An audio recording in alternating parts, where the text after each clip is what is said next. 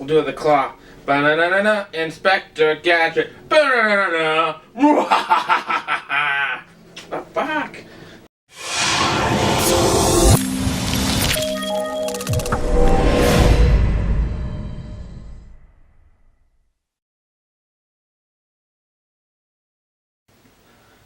Alright, so YouTube, I know I've been a bit delinquent, so I wanted to start a new series, which I'm going to call Keeping It Basic. Ha ha ha! Pun on words. So I want to try and simplify or make really easily understandable some of the things that I deal with concerning clients on a semi-regular basis. Today I wanted to talk about reverse dieting. And then, why some people seem to find it as such a challenge. So, first and foremost, what is reverse dieting? So, reverse dieting is the idea that after a long diet or time in a caloric deficit, you would incrementally increase calories so that you could minimize fat gain while allowing your metabolism to adjust. Why is that important? What does that have to do with me, right? So here's the deal with metabolism. It adapts. So the big impressive word would be metabolic adaptation, right? But here's the simple of it. What happens is your body's really good at staying alive. So if you are taking in less calories, your body can adapt, it can change how it uses calories so that it doesn't need as many calories for your daily activities. So, the amount of calories that you're burning changes. It goes down on a diet. Now, this can be coupled and increased with excessive cardiovascular activity. Now, excessive cardiovascular activity can also do this if you're in a caloric deficit, and there are other things that can compound the issue as well. Some people who have dieted for a very long time find that there's not really much more to cut out. There's not really much more activity you can do logistically, and just, realistically, it's difficult. So those are the kinds of people's that I tend to advise for a reverse diet. If you're doing a lot of cardio and not eating a lot of food, and you're still not losing weight, either one, you should be ridiculously lean already, and so it's just part of the process in getting ready for stage. But a lot of people are not at that point. A lot of people are not stage lean and are at a reasonably moderate to high body fat percentage and are still having issues losing weight. The change in your metabolism or your metabolic rate could be to blame. So, that seems like a pretty simple concept, but the truth of it and the reality is that it's very, very difficult. First and foremost, if you're not used to paying attention to counting your macronutrients or even calories, maybe, it can be very hard to have that lifestyle change and to get used to it, to be able to have that consistency so that you can incrementally increase. Another thing is say that you're not, stage lean. Say that you're at a moderate or even a high body fat percentage and you've stalled out on your weight loss. Being told that you need to eat more food is very counterculture.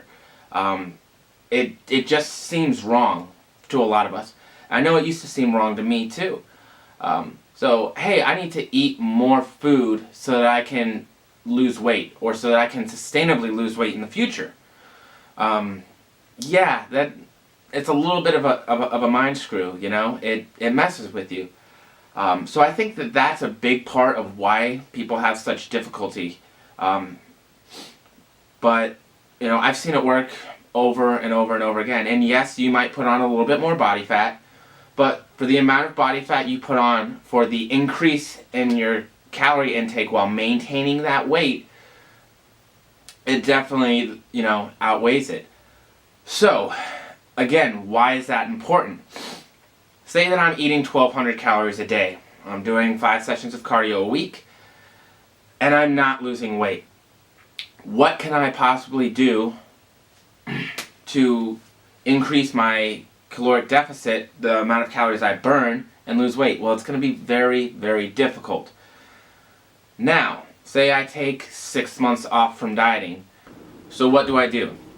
I slowly increase my calorie intake and I decrease my calorie expenditure.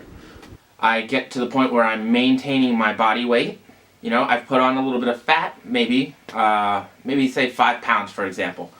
So I'm 5 pounds heavier, and it's mostly body fat, or a good portion of it's body fat, right? But I'm now intaking, say, 2,800 calories a day. And I'm doing cardio maybe once or twice a week.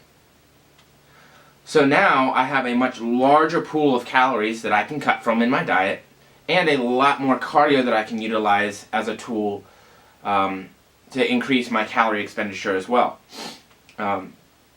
So it just gives you room to work with. It's a tool in the toolbox.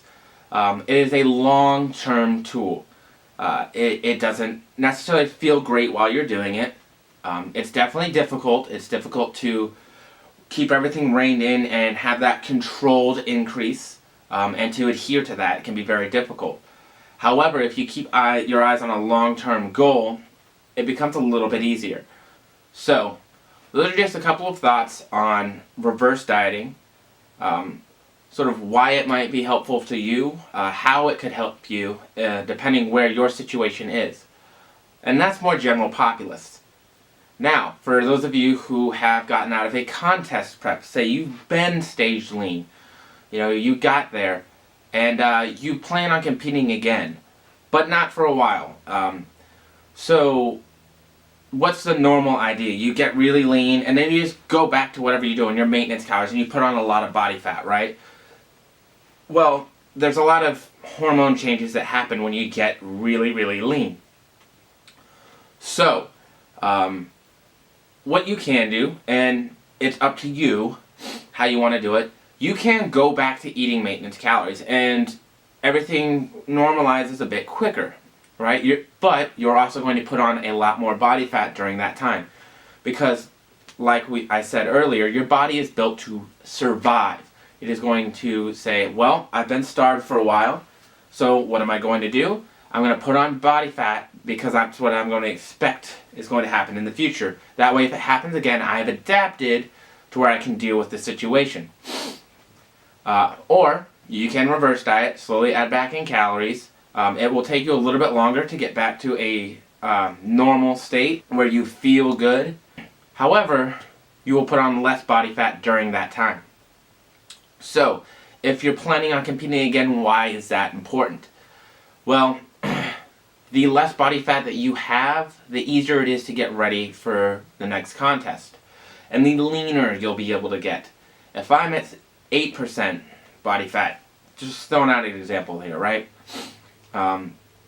Then it's a lot easier to get down to 5 or to 4 even, And don't get me wrong, that is a difficult number to get to, depending on your genetics and just how you're built.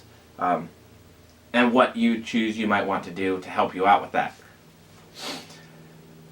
But if I let myself just sort of go overboard and I'm at 15% body fat, well, I now have a lot longer prep that I have to do to get to that same point. And it's going to be more difficult throughout that prep, especially towards the end. At least that's what I found. So that's really the main caveat for competitors. Once again, it's a bitch. It's not easy, it's mentally difficult, but it is a very useful tool in the toolbox, and definitely something that I recommend to most people after a time of dieting, or if you have had a very stalled fat loss and you don't necessarily have a photo shoot or a competition or something in the near future to where you have to continue to push harder. That is Keeping It Basic, episode number 1, reverse dieting. So, see you guys later.